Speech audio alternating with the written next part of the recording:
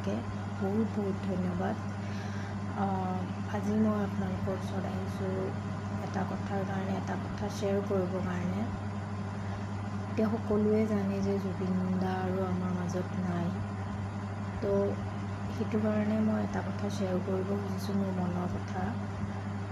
জুবিন দাক আৰু আমি কেতিয়াও দেখাও নাপাওঁ, কোনো মঞ্চত দেখা নাপাওঁ, ক'তো লগ নাপাওঁ। তেওঁৰ নতুন সৃষ্টি, নতুন গান আমি একো শুনিব নাপাম, বহুত দুখৰ কথা। কিন্তু মই কিছুমান ভিডিঅ' দেখা পাইছোঁ ইউটিউবত, ফেচবুকত, যে কিছুমানে কৈ আছে যে জুবিন দাক ওচৰৰ পৰা এবাৰ লগ পোৱাহেঁতেন। কিন্তু মই লাকি যে মই তেওঁক ওচৰৰ পৰা লগ পাইছোঁ।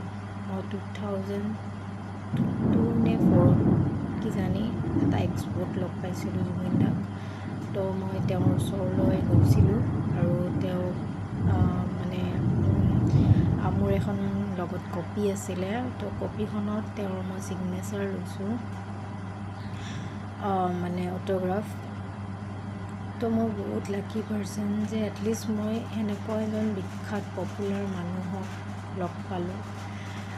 1 মিনিট 2 মিনিটৰ কাৰণেই হওক, কিন্তু মই লগ পাইছিলোঁ পাৰ্চনেলি। চ' ভগৱানক মই থেংক ইউ বুলিয়ে ক'ম যে মই জুবিন গাৰ্গক লগ পালোঁ।